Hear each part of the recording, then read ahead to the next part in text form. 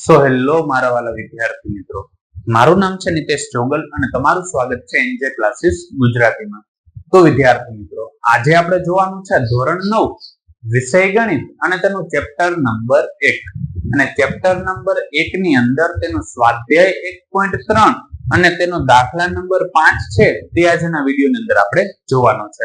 અને આના જેવા જો કોઈ પણ વિડીયો તમે જોવા માંગતા હો તો ચેનલ પર જઈ ત્યારબાદ તેના પ્લેલિસ્ટ ની અંદર જશો એટલે તેની અંદર ધોરણ 9 અને પ્રકરણ 1 નામનું પ્લેલિસ્ટ જોવા મળી જશે.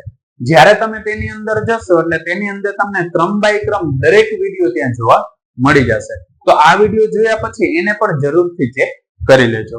તો અત્યારે આપણે જોવાનું છે સ્વાધ્યાય 1.3 નો દાખલા નંબર 5 કે જેની રકમ મને કંઈક આ પ્રકારે આપેલી છે કે 1/17 ની દશાંશ અભિવ્યક્તિમાં પુનરાવર્તિત અંકોની સંખ્યા વધુમાં વધુ કેટલી હશે? તમારો જવાબ ભાગાકાર કરીને ચકાસો. તો સૌપ્રથમ તો આપણે શું કીધું છે, 1 ને આપણે 17 વડે ભાગવાનો છે અને કેટલા અંક છે એ આપણે પુનરાવર્તિત થાય છે એ અહીંયા જોવાનું છે. હવે આમાં પુનરાવર્તિત અંકોની સંખ્યા શોધવા માટે આપણે શું કીધું છે કે જે 1 છે ને એને કેટલા વડે ભાગવાનું છે? 17 વડે ભાગવાનું છે.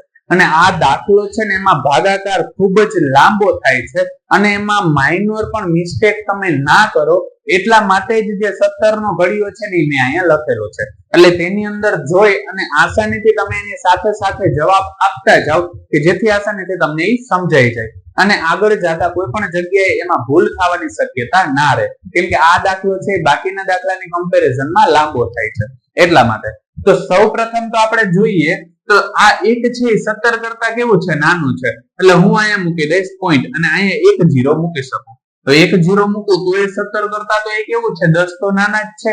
એટલે શું કરું છું કે અહીંયા 0 મૂકું છું અને નીચે પણ શું મૂકી દઉં? 0. હવે વિચારો 17 ના ઘડિયામાં 100 થી નાનું પદ આવતું હોય એવું કયું છે કે આ 85 છે. એટલે 17 50 કેટલા થાય? 85. એટલે હું અહીં લખીશ 17 50 કેટલા થશે? 85. હવે જોઈએ તો 100 માંથી મારે કેટલા બાદ કરવાના છે? 85 બાદ કરવાના છે. હવે 100 માંથી જો 85 બાદ કરી તો કેટલા વધે આપણી પાસે? 15 વધે. બરોબર. હવે 15 છે અહીંયા પોઈન્ટ મૂકેલો છે એટલે એક વખત અહીંયા 0 મૂકી શકો કેમ કે 17 કરતા તો 15 કેવો છે? નાનો. હવે 17 ના ઘડિયામાં આપણે જોવાનું છે કે 150 કરતા નાનું પદ કયું આવે છે? કે જો 17 8 136 થાય. એટલે અહીંયા કેટલા આવશે? કે 17 8 કેટલા થાય? 136. હવે જો બાદબાકીની અંદર ખાસ સરખી રીતે ધ્યાન આપતા જાજો, એમાં કોઈ પણ પ્રકારની ભૂલ ન થવી જોઈએ. હવે 150 માંથી મારે કેટલા બાદ કરવાના છે? 136 બાદ કરવાના છે. તો જો 50 માંથી 36 ખાલી બાદ કરીને એટલું જ થાય. 50 માંથી 36 બાદ કરી એટલે આપણે કેટલા મળશે? 14. પોઈન્ટ મૂકેલો છે એટલે હું અહીંયા શું મૂકી દઉં? 0. હવે જોઈએ કે 17 ના ઘડિયામાં 140 થી નાનું પદ આવતું હોય તો જે આ હતું એ જ આવે છે. એટલે શું આવે? કે 17 8 136.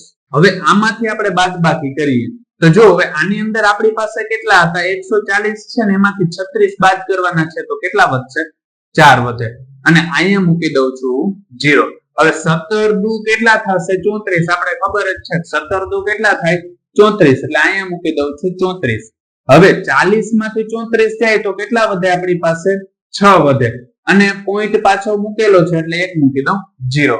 હવે 6 ના ઘડિયામાં જો 60 થી નાનો જે જવાબ જોવા મળતો હોય તો 17 તેરી કેટલા થાય? 51. એટલે હું અહીં લખી નાખું 17 તેરી કેટલા થઈ જશે?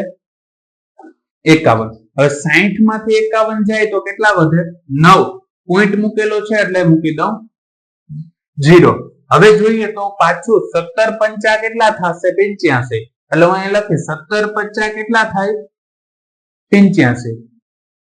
એટલે બે ની બાદબાકી કરીએ તો આપણી પાસે જવાબ કેટલો જોવા મળે છે? 5.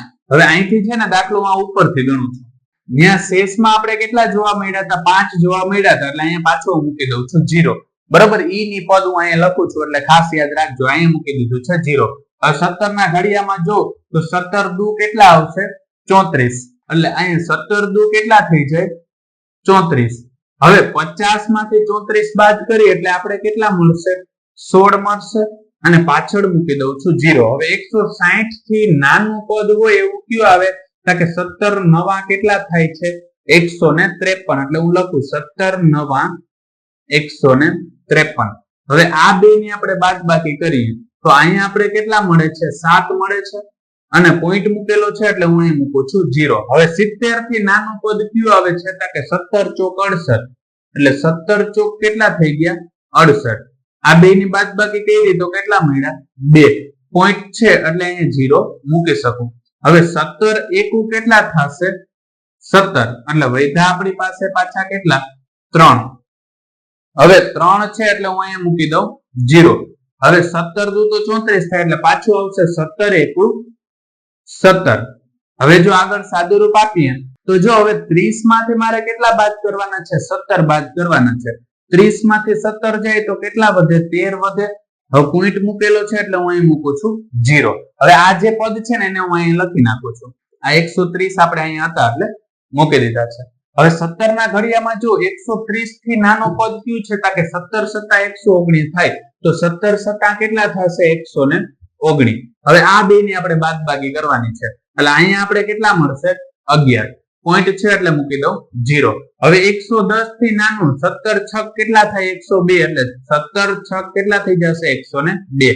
વૈધા કેટલા આપણી પાસે 8 એટલે અહીંયા મૂકી દીધો 0.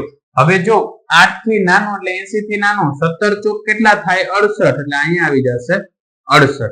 હવે આ બે ની આપણે બાદબાકી કરવાની છે તો આ બે ની બાદબાકી કરો તો 80 માંથી 10 જાય તો 70 અને 70 માંથી હજી 2 જાય તો 68 વધે એટલે આ કેટલા થઈ ગયા 12 અને અહીંયા મૂકી દઉં 0. હવે 17 નો કેની સાથે ગુણાકાર કરીએ કે 17 સત્તા 119 થાય એટલે 17 સત્તા કેટલા થાય 119 અને શેષ શું મળ્યો 1 મળ્યો. અહીંયા જે છેલ્લે આપણે 1 ને 17 વડે ભાગ્યું હતું ને આમાં શેષમાં પાછો 1 આવે ને ત્યાં સુધી આ દાખલો ગણવાનો છે. અને આ દાખલો આપણે ગણ્યો તો એની અંદર આપણે શું કીધું છે કેટલા અંકોનું પુનરાવર્તન થાય છે એ આપણે ચેક કરવાનું છે. તો કેટલા અંક છે એ આપણે જોઈએ 1 2 3 4 5 6 7 8 9 10 11 12 13 14 15 16 એટલે એનો મતલબ એવો થયો કે એમાં પુનરાવર્તિત અંકોની સંખ્યા આપણે કેટલી જોવા મળે છે 16 જોવા મળે છે. એટલે હું અહીંયા લખીશ અહીં 1/17 બરાબર આપણે શું મળ્યું છે કે 0.0588 2 3 5 2 9 4 1 1 7 6 4 7 એટલે આમ ટોટલ કેટલા અંકો આપણે જોવા મળે છે કે 16 અંકો પુનરાવર્તિત થાય છે. એટલે હું અહીં લખીશ આમ અહીં પુનરાવર્તિત અંકોની સંખ્યા 16 થાય છે. અને હજુ પણ આમાં જો કોઈ પણ જગ્યાએ તમને કોઈ પણ પ્રકારનો પ્રશ્ન રહી જતો હોય તો કમેન્ટ સેક્શન ની અંદર કમેન્ટ કરીને કહી દેજો કે જેથી એનું સોલ્યુશન પણ હું તમારા માટે લેતો આવું. તો વિદ્યાર્થી મિત્રો આજ માટે બસ એટલું જ. જો તમને અમારો આ વિડીયો પસંદ આવ્યો હોય તો વિડીયોને લાઈક કરીને ચેનલને સબસ્ક્રાઇબ કરવાનું ન ભૂલતા, કારણ કે જ્યારે તમે વિડીયોને લાઈક અને ચેનલને સબસ્ક્રાઇબ કરો છો ત્યારે અમને મોટિવેશન મળે છે અને આ જ પ્રકારના વિડીયો અમે તમારા માટે બનાવી શકીએ છીએ. ધન્યવાદ.